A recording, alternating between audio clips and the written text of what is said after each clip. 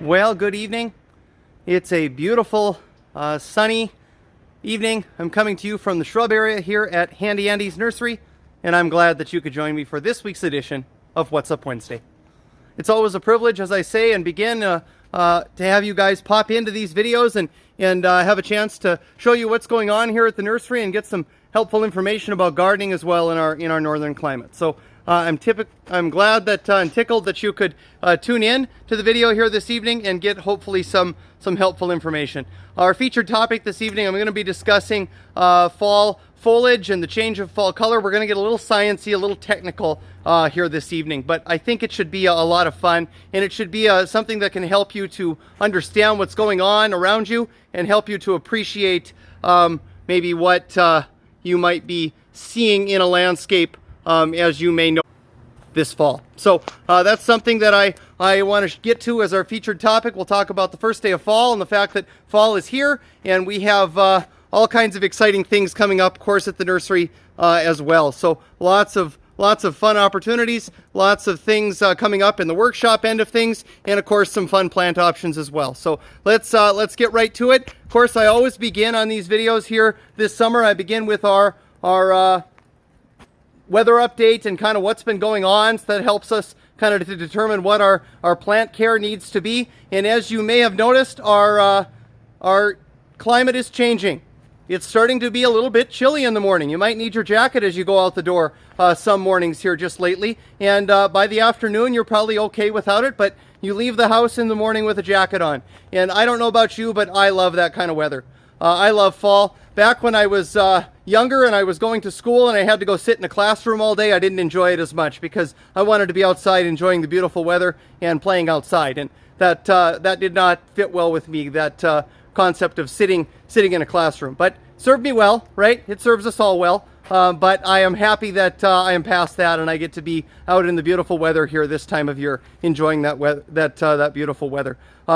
A little cooler in the mornings as I started, and that is going to kind of lead us into a little later on what we are seeing as far as some of the fall colors that you might be starting to notice in the region. So I want to get to that as our featured topic. A little more though on the weather update and the watering needs. As the weather has started to change now, we've had some overnight temperatures that are dipping below 40, and that's concerning a little bit for some things. It means that production may be slowing in your garden. It means that growth is definitely slowing for woody plants and some things like that. But really what has caused the change in your plants outdoors more than anything is you'll notice that it's getting dark.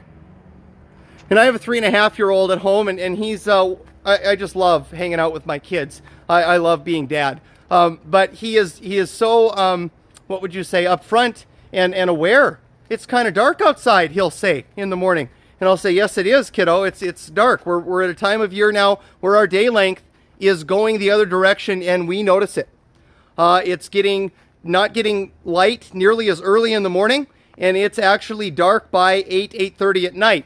And that's something that is causing a lot of effect on your outdoor stock, outdoor items and plants, and that realm of the landscape. That's why you're seeing a lot of the changes occurring. It's not as much the cold, although the cold is a factor, but it's more the fact that the day length is changing. And I said that, those of you who were in here maybe in August, I said that we are starting to go the other direction. And you'll see that your plants are no longer going to do any active or very little active growing. They're going to start thinking more about going to sleep than actually doing much growing. And that's true. And a lot of that has to do with, again, the day length. We're getting shorter. Our days are getting shorter. They're going to progressively get shorter until probably the late part of February, when things start to go the other direction and we look at spring. It's kind of sad a little bit. We think about that and we go, oh, I'm not looking forward to the dark all the time. But we'll just get into houseplants and we'll get into classes and workshops and we'll forget about the fact that it's dark, and we won't have any seasonal affective disorder. We'll just come visit the nursery and that'll all go away. So let's get on then a little bit to our featured topic, but back up first. Got ahead of myself. Let's talk a little bit more about watering. Okay, as long as we're still having cool nighttime temps and daytime temps that are in the 70s or 80s, Water should continue to be kind of routine. We haven't yet, at least in Williston, had a hard frost. We haven't had a temperature that has gotten into the mid-20s. We haven't had a killing frost yet. We've had some cool temperatures. We've gotten close. We've gotten into the low 30s, I think, 35, but we haven't had a frost yet.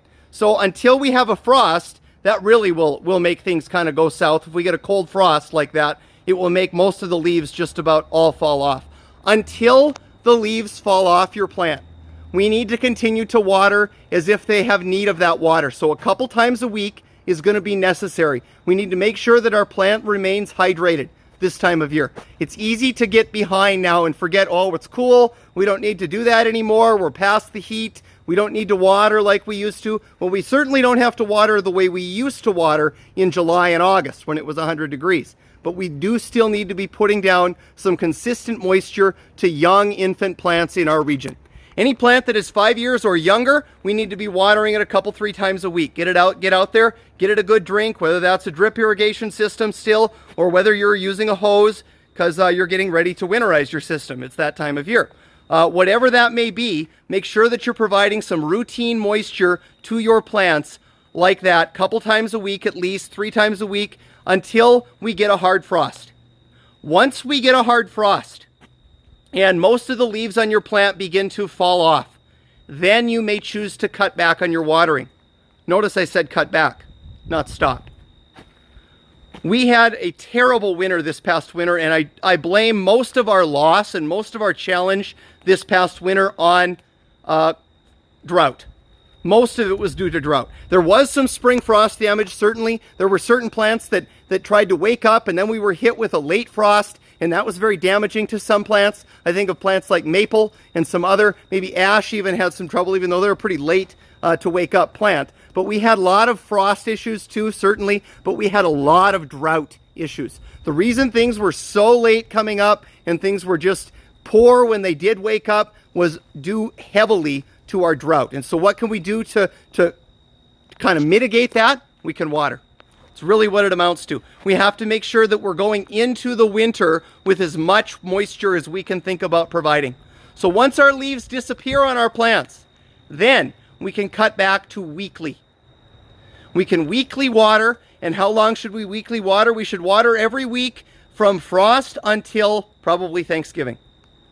And that will help us to prevent the winter drought that we experienced last year. If we're diligent about continuing to provide that water, because I'm anticipating that Mother Nature and our landscape is not going to provide it, okay? Now, if we get snow, we get rain, that will change your watering needs. If it should rain, if it should snow, well, you get that week off, okay? But if it doesn't snow or rain, you need to water.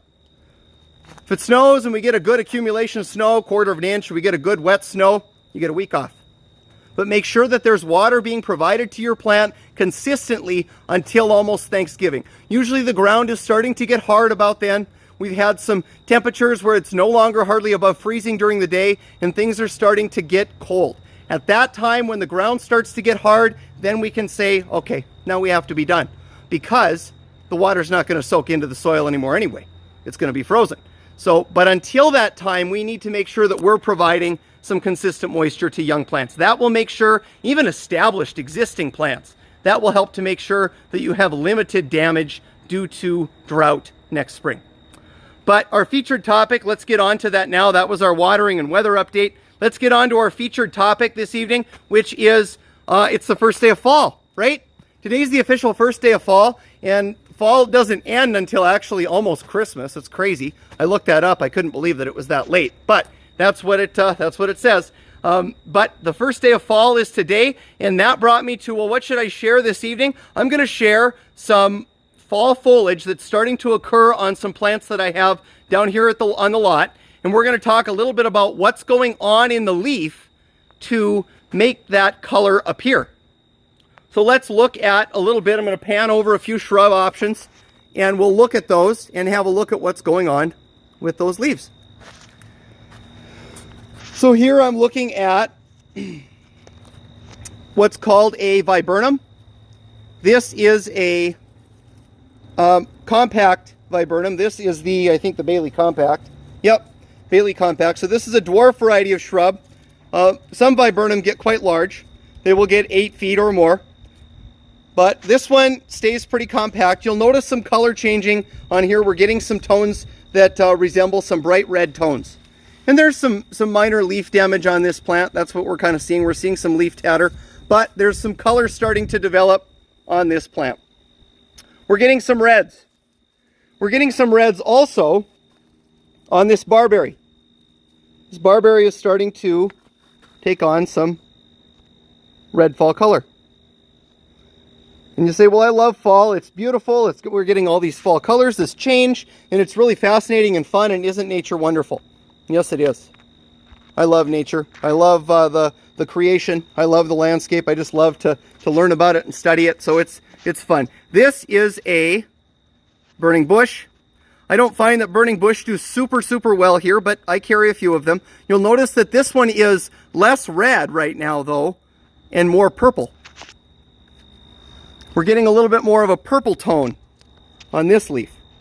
Kind of bronzing, right? Not so much red like the barberry that was behind it, but we're getting some kind of bronzing going on. Here is a Spirea. Spirea have just molten, beautiful fall colors. You're noticing some purples and some reds there. And I want to talk to you about what's going on in the leaf that's causing this, because that I think is something that isn't very often understood. Here is a lilac, Miss Kim lilac. And we have kind of a purpley going on there too. Here is a Grollo Sumac, fragrant sumac. It's got almost some oranges going on to it.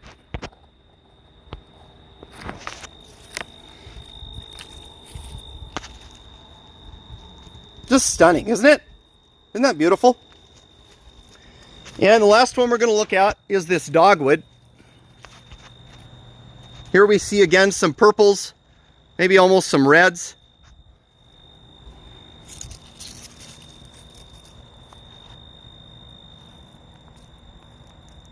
Red to purple kind of going on that leaf there.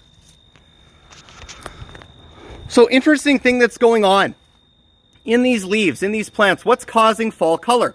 Well, you might be shocked to realize that this color was always there.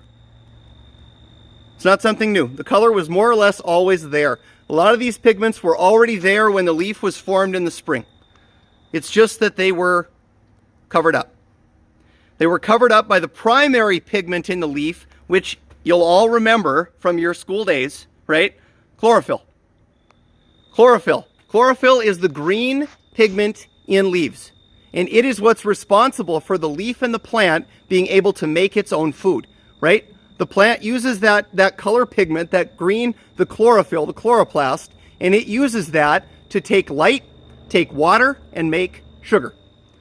And that chlorophyll masks these other colors that you see in the leaf. But something has occurred, and we talked about it at the start of the video. We talked about our day length is getting shorter. Progressively shorter. Rapidly shorter all the time, right? So what does that do? It causes the chlorophyll to deteriorate. The chlorophyll begins to not be produced at a rate that it was, and it begins to deteriorate in the leaf, and it starts to die. And when that chlorophyll begins, the chlorophyll levels begin to go down. Now, what was always there starts to become visible. And there are other pigments other than just the chloroplast and the chlorophyll in the leaf that the plant uses to use sugar and to produce sugar and to do some of those processes. And those are what we're seeing that make up our fall foliage. There's three compounds kind of that are what develop our fall colors. And I'm going to slaughter them because I've been out of the classroom too long and I don't have my pronunciations quite like I should, I'm sure. But there really are three that we are going to mention. Carotenoids, which if you think carotene, you think carrots, you think orange. Carotenoids, they're going to be the yellows and the oranges. Okay? And then there's also anthocyanins. There, that was terrible. Anthocyanins. That's going to be what's responsible for our reds and our purples. And the last one is going to be the tannins, and that's going to be your browns, such as your bur oak that really doesn't change fall color, it just turns brown. Some of your other shrubs that really don't change fall color, they just kind of turn brown. So those are the three compounds, carotenoids, athanasins, and tannins, that are what is responsible for this fall color that we get to enjoy. And some plants have a higher amount of those compounds than others, which is why some plants turn red, some plants turn yellow, some plants turn no color at all. They just turn brown. Isn't that a little fascinating? I thought that would be something you guys might enjoy. So we'll look again at some of these again, and we'll see that we've got some reds going on. I got a lot of red in shrubs. Here's that compact cranberry again. The Bailey compact cranberry, one of my favorite foundation plants because of its beautiful fall color that it puts on. Has a beautiful white flower in the spring, kind of a clustered white flower.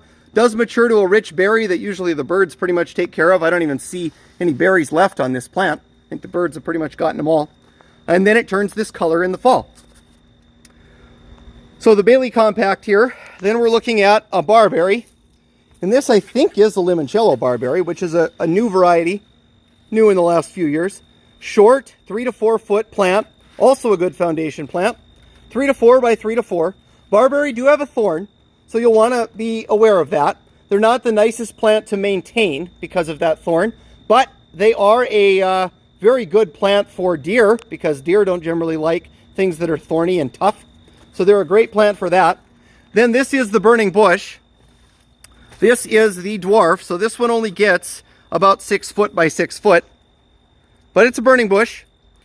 And if the cold temperatures start to stay a little bit deeper, a little colder, then we may see this change from a bronze to more of a bright red. But those are really the factors that affect the development of these pigments is temperature, water, and of course light. Okay? And our light, of course, we discussed is changing, but our temperature we don't have much control over, but our water. If we're good about continuing to water and make sure that these plants stay hydrated, we can expect that we will enjoy a little longer season of fall, a little more, longer amount of time that we get to look at these colors. If our plant is stressed and it's wanting for water, and if you're looking out in the landscape, you might be seeing that some plants are they're all yellow. They've got their entire fall color going on right now. And that is due usually to the fact that they are stressed.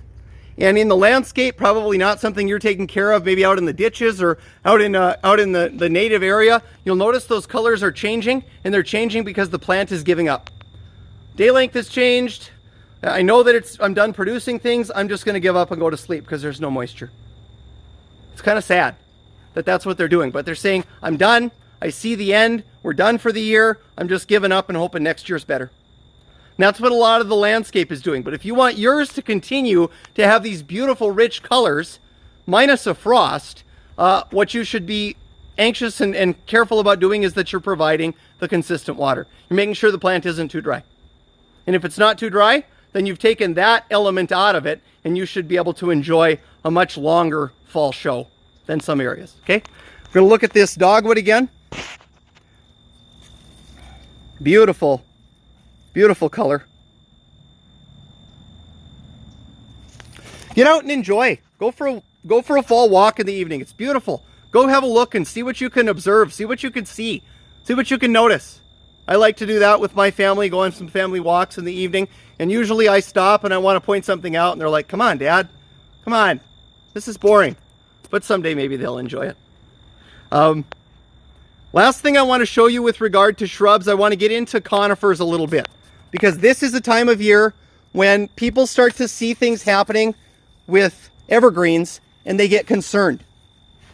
And I want to try and help you with that. So you'll notice on this pine that the inner leaves, the inner needles, are turning brown. And you think, oh no, my pine is dying. It's dying. What am I going to do? It's got all kinds of brown leaves. And people will come in and say, my pine is turning brown. And I'll ask them, is it the new leaves out at the tip, way up here? Or is it the old leaves down on the inside? And then they will say, well, they'll think really hard. And they'll say, I think it's the old ones. It's the stuff on the inside. I'll say, I'm not worried. Not worried in the least. Just like you shed hair, skin, and nails, and you replace those things on your body, plants shed leaves and needles, even evergreens shed needles that are no longer of use. So in the fall, they will shed 3rd year and older needles. It's normal. It's a normal process of life. The needle finally has gotten tired, and it's time for it to go away. And so that's not a concern. If you have old needles on evergreens turning brown, not a concern. If it's the new growth out at the tips where the growth was fresh and brand new this year, that's a concern. Wonder what's going on there. Lots of possibilities, one of which I would bet would be drought. But there are other factors that it could be depending on when that browning occurred. So that's a little bit on the shrubs. I'm gonna walk over into our trees, and we're gonna look at a few other things, a few other trees that are starting to change. Let's do that, huh? Here we see, and I've shaken off a lot of them, but here we see this beautiful Tannenbaum pine that we have out the back door. It's a dwarf variety of pine. And you can see that it is shed and is shedding some of its inside needles. I've shaken a lot of them down. Just gone in here and just kind of bothered them, and they've just kind of come right off. Okay, but you see that it's shedding old needles. Nothing to be concerned about. Oh, last thing, we better let him make an appearance, huh? You saw him in the background, I know you did. Good evening there, Mr. Muse. How you doing, buddy? Yeah. Good evening, Muse. Nice to see you. Okay, we'll go look at our trees. He's more popular than me, you know. The kids just ask for Muse by name. They just know him. They say, "Where's Oreo at?" And they go looking for him. So in trees, as I said, I don't have many things that are red to show you. That's not to say that there aren't any trees that produce a red fall color, because there are. There are some varieties of maple that do. There's some oak that do. And there are some trees that do produce a red fall color. I just don't have any to show you right now. But we'll look at this. This yellow fall color is a linden. Linden of a beautiful kind of a golden fall color. It's very attractive. And he's starting to go after it. And remember that our yellow foliage is caused from carotenoids. Remember? Carotene. Think carotene. Beta carotene, right? From your carrots. That's caused from carotenoids. So here's some yellow fall color on a honey locust. And I love honey locust. They're a super, super tough tree. Great drought tolerant tree. If you need a tree that you can plant today and after it gets established in 3 or 4 years, you can forget about it, honey locust is your man.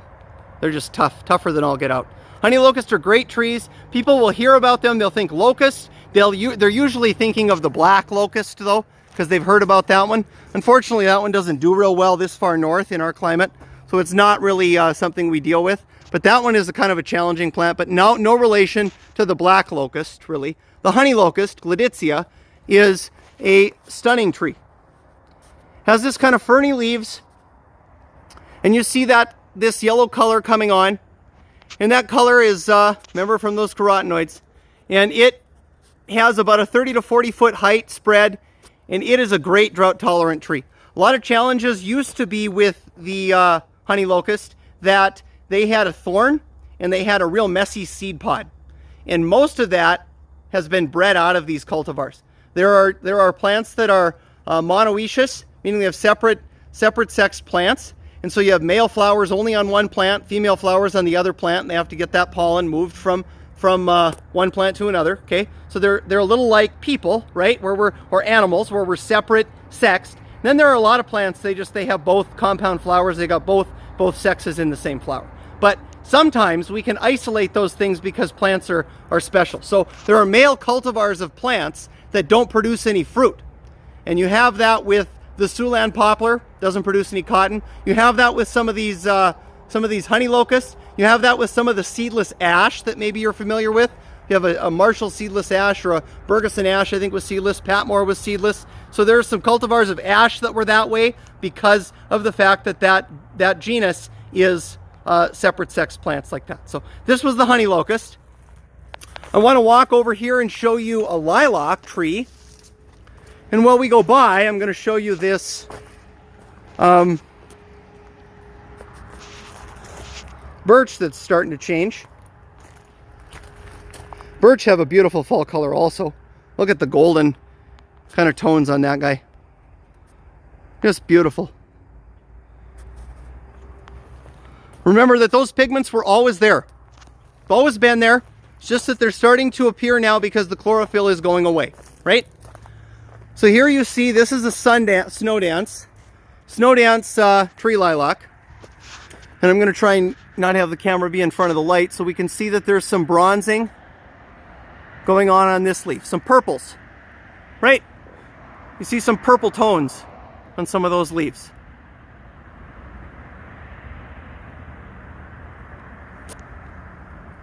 And remember, those are the pigments that were always there. The snow dance is a beautiful tree. Let you have a look at it. Snow dance is a beautiful form of, it's a tree lilac. And tree lilac bloom in June. They don't bloom in May like the common lilac. They bloom in June. And they have a nice shapely canopy to them. They get about 15, 18 feet across. They get about 20, 25 feet tall. And they have this beautiful white, almost yellow flower in June. Stunning, stunning plants. Great addition to the landscape. Not going to get overly big, and just a great, great tree. They also have a unique lenticel, kind of a cherry-ish looking bark. It's got some dimension to that bark.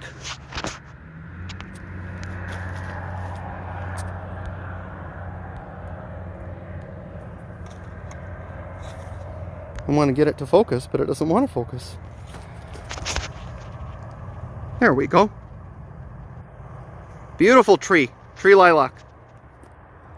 Again, June flowering, great tree for the region, super cold hardy, fairly drought tolerant, kind of like the honey locust is when it gets older. Just a tough tree, great tree for the region.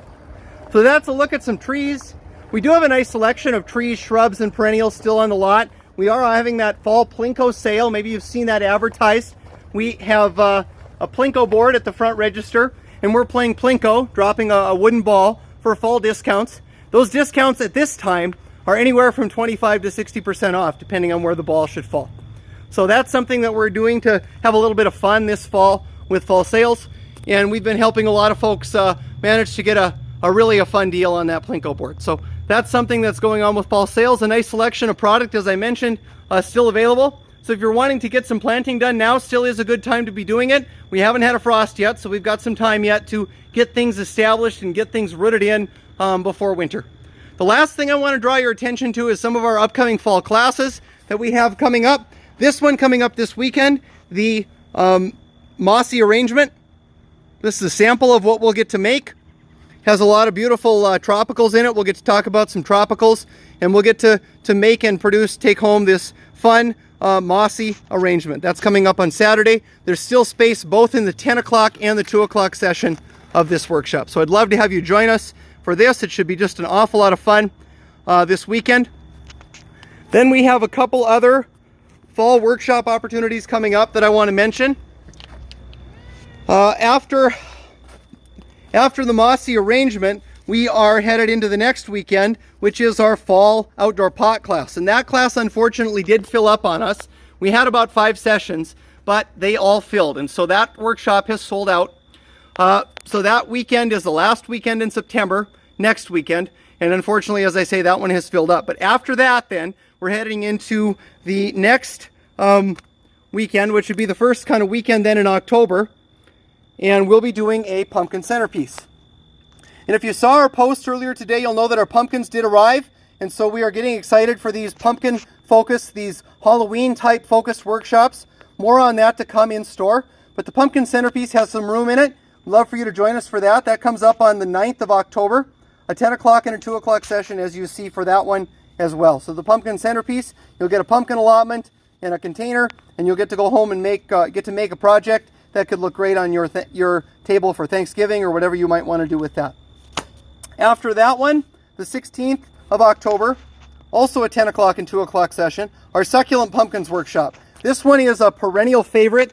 We have done succulent pumpkins, I think, since we started doing workshops almost. And it's a lot of fun. We'll go into the method for creating this project because it's one of the longest lasting projects that we ever make.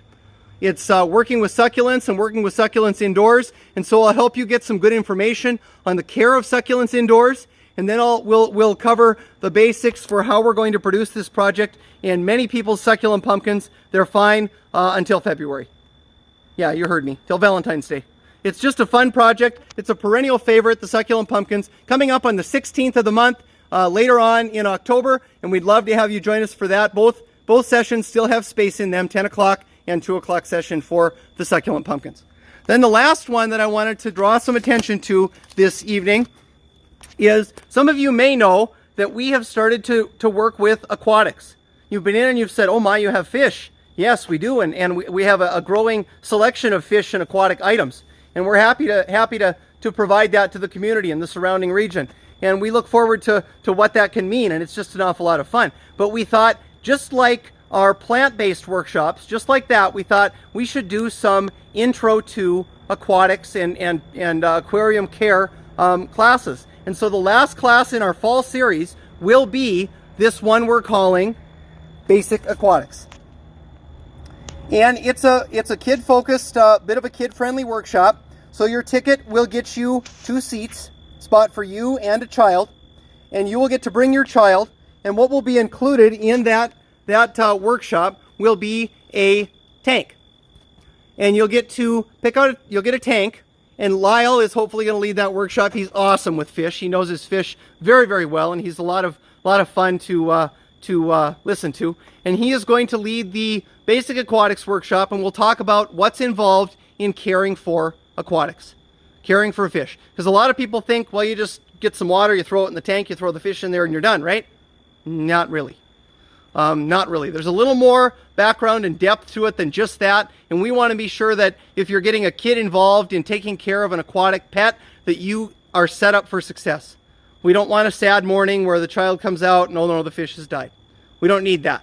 So we want to be setting you up for success. So sign up for the Basic Aquatics workshop and come and get some helpful information on taking care of a tank, and your child will get to be entertained. You'll get to come together and learn about how to take care of this tank, and then you'll go home with a fish.